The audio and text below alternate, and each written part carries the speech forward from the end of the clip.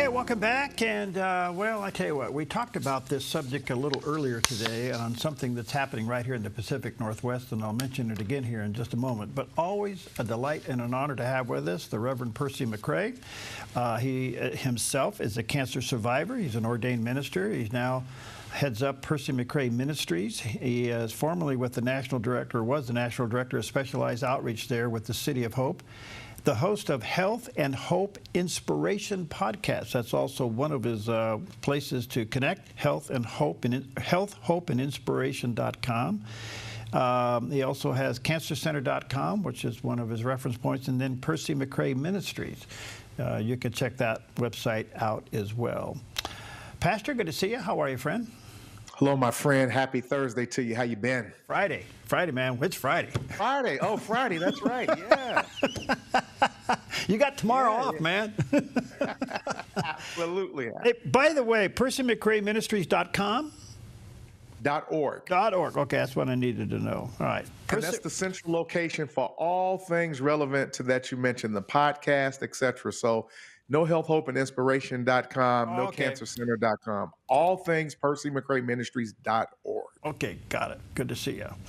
Well, cancer being a big subject, and I just wanted to tell you, we had a story here. We have what they call the Oregon Health and Science University, which is one of the great medical schools in the Pacific Northwest. And they just received a grant, or going to receive a grant from Phil and Penny Knight, as you know. That's a fairly big name with what's going on up here. And they pledged $2 billion to create a cancer research center at the university. It will have its own board of governors, but it will be an entity of OHSU. And so they're, again, looking for ways to fight cancer. My concern, and you and I have talked about this on numerous occasions, we're doing everything we can to fight cancer. I guess we're continuing to do research about cancer, but the numbers suggest it's epidemic. Or am I overstretching? No, you're not. First of all, I saw that announcement as well. And so congratulations to Phil Knight and his wife and for that pledge, obviously. No, as a matter of fact, I believe a month and a half ago, the numbers just increased from 1.9 to now 2 million people are estimated to be diagnosed with cancer potentially in the next coming year. So the numbers are increasing and going up. But the good news is that the death rate is going down. So though there are more people being diagnosed with cancer, there are far less people who are actually dying from cancer. So when we balance those two numbers out, that gives us something to be encouraged about. But we still need to obviously address this issue and be mindful of this. And that's where my ministry comes into play. And we need to continue to herald this message within the faith community and the local church community. We need to be prepared and equipped to address those numbers because those people are sitting inside of our local congregations. No question about it. And I think when you get diagnosed with the C word, your whole world changes at that moment, especially when you first hear it and then you qualify it. Even those days can be pretty dramatic, right? Well, yeah, when I first heard those words, you have cancer, after, some 20 years of supporting and ministering cancer patients at the bedside, it is jarring to hear that. And you have to come to terms with that. And you have to work through the dynamic of what does that mean? How are you going to respond? And what are your next action steps? So absolutely, it is still something that, no one wants to receive that phone call, obviously. Yeah. All right. Big question, leaning on your years of experience, not only there ministering bedside and even what the Lord's called you to do today. Mm-hmm. I don't want to minimize the shock of cancer, but is there something to be learned here? Well, this is the epiphany. This is the $60 million question. And again, it would be hard for people in many cases sitting outside of the world of cancer or never having stepped through that to kind of wrap their head around this school of thought. But one of the greatest things that has been part of the revelation of what I've learned as a minister and as a human being in supporting cancer patients at the bedside is that by and large, cancer can become a wake-up call for people that then brings them to a place of revelation in terms of there are some things that they can learn about themselves. There are some things that they can learn about their relationship with God. There are things that they can learn about the relationships around them. So one of the greatest things, by and large, most cancer patients have expressed to me is that when they came out on the other side of that process, that they learned some very powerful lessons that changed them, revolutionized their life, and really course corrected the trajectory of how they actually functioned in life as a result of being a cancer patient that they probably would not have actually experienced without that experience. Is one of those products the value of human life? Without question, the value of human life, the value of just simply appreciating life as it is. Because, see, we live in America, and I know that on your show, you talk a lot about culture in America, politics, et cetera, et cetera. One of the things that I think that we all have to come to terms with, particularly living in the West, the most powerful nation in the world, et cetera, is I think that we tend to take life for granted in America. For anyone who has ever traveled abroad specifically, you get to see that everyone doesn't necessarily have access to the quality of life that we have in America. And so we can become, I think, spoiled and just kind of expecting things to just kind of be a certain way. Cancer basically grabs you by the collar and it shakes you. It makes you take a real good hard look at if today was your last day on planet Earth, or if tomorrow was your last day on planet Earth, because that is the mentality of what happens to people who are told that they have cancer. It makes them think about their mortality. All of a sudden, you don't feel so invincible, you don't feel so entitled, and now you have to kind of get back to some grassroots thinking and some core beliefs of what do I need to value, and human life is on the top of that list, obviously. What about the meaning of life? And then there becomes the meaning of life. And this is why one of the core components of what I did for so long inside of a healthcare organization was so important. And I'm so grateful for that organization that gave me a prominent role and place inside of the four walls of medicine and science, is that many people now are starting to question what is the meaning of life. And when you start going down that rabbit hole, then it inevitably takes you to, well, then who is the giver of life? Who is the sustainer of life? What is the purpose of life? Where does life come from? And as you keep going down that rabbit hole, that takes you to the face of who is God? Do I know him? What is my relationship with him? How do I get closer to him? Some of the most ardent atheists and agnostics and even Wiccan witches that I've had the opportunity to minister to really then came confronted with the idea of I really need to dig into who is God? Is there a God? How do I access him? Will you help me? Can you step me through this process? Because they're very vulnerable at that point, and they're seeking and they're open because they're looking for some answers to those very important core questions. Okay, this opens the door. I know you and I have touched on these many times in various ways, but I want to dig a little deeper, and that is when you are battling cancer and you're heading down this road and you're giving these stages, 1, 2, 3, and 4, they all mean something. I get that. But down in the heart of somebody, they can get defeated. They can feel like they've just been run over by a truck. Yep. And yet, their whole relationship with God is now,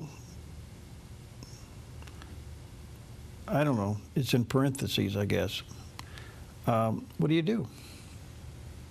Yeah, well, this is exactly the point of the exercise, I believe, on many levels. Not that God gives cancer, not that God, strikes us with disease, but what the opportunity does present is, now what? What's next? Why me? How come? What do I do? How do I process this? There's a lot that you are exactly right. Is exactly, you feel like you've been run over by a bus and you have no idea who the driver is, and you're trying to really come to your senses.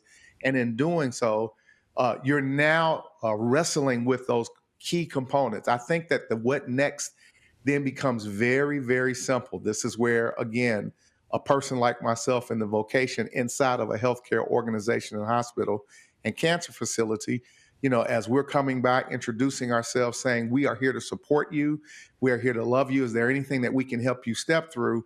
And in many cases, they begin to unpack their life, where they've been, where they are, and then, is there a future for me and how do I get there? This is where they begin to open up to you and begin to allow you to kind of help them dig through and sort through. What kind of husband have I been? What kind of father have I been? What kind of human being have I been? Many, many cancer patients begin to hit the replay button on their life because potentially they're nervous about, possibly leaving the earth. What kind of legacy, how people will see me, feel me. In some cases, helping people to rectify torn or broken relationships, how to restore them from a forgiveness perspective. So it opens up opportunity. We become like a therapist, literally, where we can help people step through the dynamics of unaddressed, unanswered issues that they feel are important and that they would like to have someone help them unpack and begin to address. And this is where the introduction of the concept and the construct of God becomes super important, because that becomes the mechanism that we begin to help people walk down a path of restoration, restitution, and then hopefully the idea of potentially revelation around health and wellness and recovery. All right, this is great stuff. Let me take a quick break. Check out Pastor McCray's website, percymccrayministries.org. There's the picture of the landing page with his smiley face there, percymccrayministries.org, and that'll take you everywhere else. We'll be right back.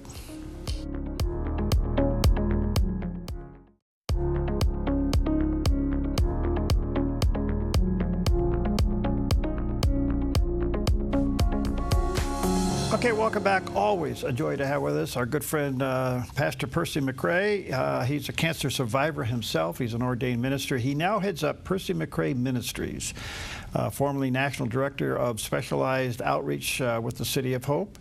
And he also has a podcast, Health, Hope, and Inspiration. All of this can be checked out at his website, percymccrayministries.org. Pastor, given your calling and your experience and your obedience to that, it appears to me that when you first are brought into a case to work with a cancer person who's been diagnosed with cancer, do you assess them mentally before you begin to figure out which way to go? 1,000%. And of course, when we use the word mental, traditionally we tend to disconnect that from the world and the community of faith, right? And we're getting better at that, thank goodness, as we're now openly talking more about mental health, mental health specialists, therapy, et cetera, et cetera. But I throw this out here to associate with that school of thought of why we start there first. And that is because the Bible is replete, particularly in the New Testament, in talking about our mind being mindful, mindfulness, or thinking. That this mind be in you. A double-minded man is unstable in all his ways, et cetera, et cetera. And so we cannot disassociate or not understand the connection with our human spirit or our spirituality through the passageway of our mental consciousness and our thinking and our thought processing. And in order for us to really dig in, if you will, or begin to wrap our arms around who people are spiritually, we need to understand who they are psychologically and what has happened to them, what are people's life experiences, their orientation, their background, their culture, where they grew up, et cetera, et cetera. So I call it the 5 steps of salesmanship. Anybody that has operated within the service of being a chaplain or supporting people, just like a car salesman or a furniture salesman, I know that's a bad reputation, but anyone who has successfully ever sold you anything have done 5 core things before they ever got to product placement. They first met you, named what was your name, what's your background, how are you doing, what's going on in your life, what do you do for a living. They've kind of qualified you. They've kind of gotten a sense of who you are. That's getting into the mental and psyche of who a person is. So we always started every evaluation by meet and greet, gain common ground, find out the needs of your customer or the person that you're servicing, and then you begin to dig into what it is that they need and what they want. But until you've done that, first, you've not created any relationship. Jesus was the best at it, right? With the woman at the well. Before he dug into her issues, he first kind of socialized with her and got her to kind of talk about who she was mentally and what had gone on in her life and her issues. And then he applied who he was as the savior of the world, the being water that she would never thirst again, et cetera, et cetera. So yes, we've got to be a little, have some understanding about some of the clinical dynamics of getting to know people mentally, psychologically, before we start digging into who they are spiritually, because we can't be effective on the second level until we first have been effective on the first level. All right. So, given the fact that this is a calling from God to you, Yes. basically, with this all could be summed up that you are operating in spiritual discernment for the person. I know we use the term mental health, but from your perspective as a minister, you are using the giftings of spiritual discernment of that person so you know how to proceed forward, right? Absolutely. So, yes, so we are receiving that kind of insight, if you will, via the Holy Spirit and the giftings of God that is within us, so that we can begin to try to be a bit intuitive to the person that's sitting in front of us and understand who they are. Again, Jesus ministered to everybody very differently based upon who they were. And again, based upon, again, the giftings that was within him, or the spirit of truth that operated within him. And the same is true with regard to that type of capacity. One of the things that I've learned that, again, I've got to go in with a clean slate and not have any pre-inscribed idea of what I think that person is based upon how they look or sound or talk or speak. I've got to allow the Spirit of God to give me some insight, and I've got to keep both of my ears open, internally and externally, to hear, so I can have some sense of who this person is, that then gives me a roadmap that I can begin to travel down with them, and then we can begin to apply spiritual principles along the way of that conversation. The reason I bring that up is because when people are diagnosed with cancer, family and friends with all good intentions jump in real quick, and it just adds confusion, and it really adds a lot of complications. And then here comes you, and you're trying to spiritually discern everything, including a loving family that's saying too much. Well, the waters has gotten muddied at that point. Absolutely. Yeah. 100%. And so we've got to come and clean that up, right? We've got to come behind that and dredge through all of that crud and that mud. Yes. Yeah, right. Yeah. How do you deal with people who just flat get angry and bitter when they're diagnosed? Yeah, this is a great question, and we need to be prepared for this, because many cancer patients are angry. They are angry and upset. Why me? Why now? I'm a young mother. I have 3 young kids. I just started my career, et cetera, et cetera. So anger can be one of the initial emoted elements of things that is coming out of them. And I tell people all the time, and it's not very spiritual and it's not very hyper, but again, we have to stand there and allow people, I say, to spiritually regurgitate upon us. We've got to stand there and not react or be moved by what may be thrown our way verbally, because people are trying to sort through what they're feeling and trying to make sense of why this is happening to them. And at that time, they really need someone who will just listen to them, to just be there to absorb that all of that they're trying to verbalize and kind of get off of their chest, if you will. And that's why I call it's a type of regurgitation. They're regurgitating stuff that has made them mad and angry and upset. And we need to be able to sit there and kind of hear that. I've had patients say some of the most horrendous things to me, and it had nothing to do with me. I had to understand that they weren't angry at me. I just was the nearest and closest thing to them at the moment that they wanted to be, and I needed to be a sounding board. And so they wanted to get it off their chest. So isn't that in itself therapeutic? It's super therapeutic. In many cases, you're not really expected to say anything. There may be the first couple of sessions. I'm thinking of Walter Payton, who I had the privilege of ministering to about a month before he passed away. And many times I would just sit at his bedside and I would just let him talk. I wouldn't say anything. And he would share with me how angry he was because his body had failed him. And as a pro athlete, he could will his body to do amazing things on the football field, but he couldn't do that during his cancer battle. Well, he didn't really want me to say anything. He just wanted me to sit there and allow him to emote and express himself. And that is a huge type of therapeutic process. And as believers and Christians, we're kind of trained, right? We're going to go in there with our 5 scriptures and our best sermon. Yeah. And we're going to do 3 points and a close, right? Yeah, right. And the patient doesn't want to hear from you under those circumstances. They need you to shut up and be quiet. How lonely is it to be a cancer patient? Well, it depends on who your community and who your tribe is. And that's why one of the things of Percy McCray Ministries, why we started this ministry to continue the work that I was doing inside of a local hospital, was to create community and agency. And so, again, that has a lot to do with your local church. It has a lot to do with your family, has a lot to do with your friends. And in many cases, because many of those people are just not equipped, they don't know what to say or do. Even though they may be around that person still can feel very much by themselves and very much alone. And so cancer can tend to isolate a person, particularly if they don't have confidence in anyone in their immediate surroundings who can understand them and then engage in them in communication that would be beneficial for them versus not being judgmental. Brother, you're an inspiration, and you're also personally a delight to me because I've watched God take you and use you, so it's wonderful. Let me just ask you quickly, when are you going to put all this in a manual so faith leaders can have it?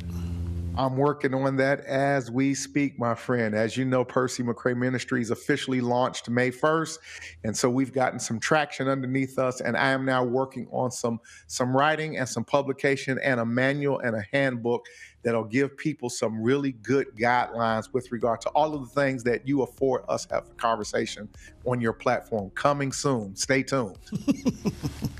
Love you, brother. Thanks for your time. Love you too, man. Take care. God bless. All right. Go to PercyMcCrayMinistries.org. That's the website, and there he is. And be looking for the manual to come. I think it'll be a tool in everybody's library. Thanks, friend. God bless.